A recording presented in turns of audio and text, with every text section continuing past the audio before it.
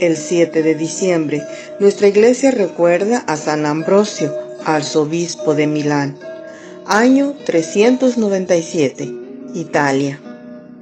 Ambrosio significa inmortal. Este santo es uno de los más famosos doctores que la Iglesia de Occidente tuvo en la antigüedad, junto con San Agustín, San Jerónimo y San León.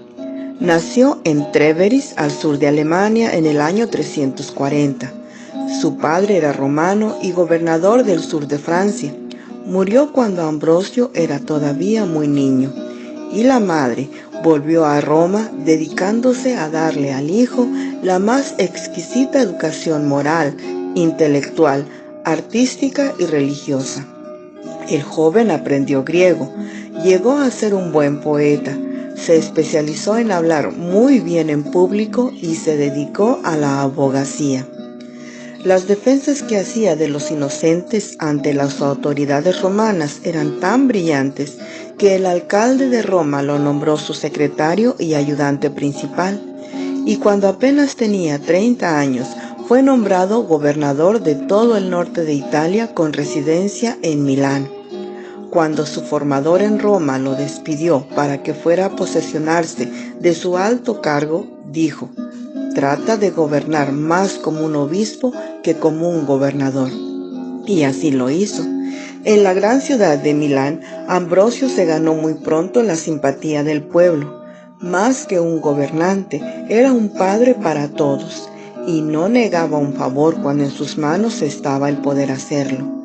Y sucedió que murió el arzobispo de Milán, y cuando se trató de nombrarle sucesor, el pueblo se dividió en dos bandos, unos por un candidato y otros por el otro. Ambrosio, temeroso de que pudiera resultar un tumulto y producirse violencia, se fue a la catedral donde estaban reunidos y empezó a recomendarles que procedieran con calma y en paz. Y de pronto una voz entre el pueblo gritó: «Ambrosio, obispo, Ambrosio, obispo». Inmediatamente todo aquel gentío empezó a gritar lo mismo: «Ambrosio, obispo». Los demás obispos que estaban allí reunidos y también los sacerdotes lo aclamaron como nuevo obispo de la ciudad. Él se negaba a aceptar, pues no era ni siquiera sacerdote, pero se hicieron memoriales y el emperador mandó un decreto diciendo que Ambrosio debía aceptar ese cargo. Desde entonces no piensa sino en instruirse lo más posible para llegar a ser un excelente obispo. Se dedica por horas y días a estudiar la Sagrada Biblia hasta llegar a comprenderla maravillosamente. Lee los escritos de los más sabios escritores religiosos, especialmente San Basilio y San Gregorio Nacianceno. Y una vez ordenado sacerdote y consagrado obispo, empieza su gran tarea: instruir al pueblo en su religión. Sus sermones comienzan a volverse muy populares. Entre sus oyentes hay uno que no le pierde palabra. Es San Agustín, que todavía no se ha convertido. Este se queda profundamente impresionado por la personalidad venerable y tan amable que tiene el obispo Ambrosio, y al fin se hace bautizar por él y empieza una vida santa. Nuestro santo era prácticamente el único que se atrevía a oponerse a los altos gobernantes cuando éstos cometían injusticias. Escribía al emperador y a las altas autoridades corrigiéndoles sus errores. El emperador Valentino le decía en una carta: «Nos agrada la valentía con que sabe decirnos las cosas. No deje de corregirnos, sus palabras nos hacen mucho bien». Cuando la emperatriz quiso quitarles un templo a los católicos para dárselo a los herejes, Ambrosio se encerró con todo el pueblo en la iglesia y no dejó entrar allí a los invasores oficiales.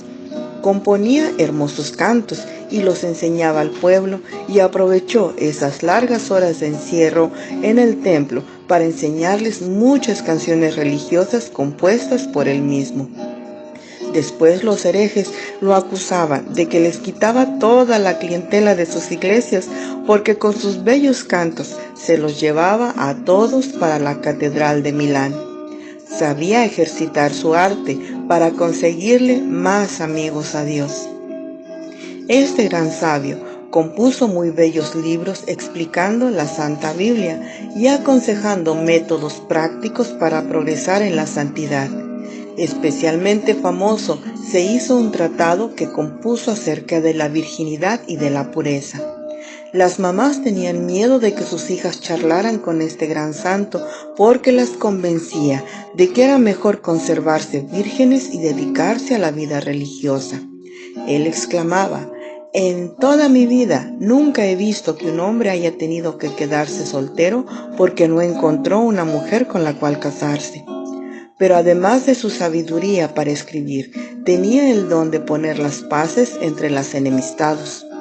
Así que muchísimas veces lo llamaron del alto gobierno para que le sirviera como embajador para obtener la paz con los que deseaban la guerra, y conseguía muy provechosos armísticos o tratados de paz. El Viernes Santo del año 397, a la edad de 57 años, murió plácidamente exclamando: «He tratado de vivir de tal manera que no tenga que sentir miedo al presentarme ante el divino juez».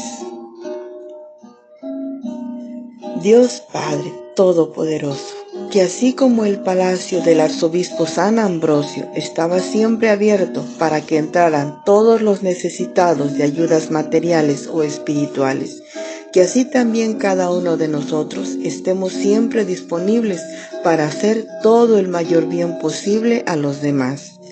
Por Jesucristo nuestro Señor.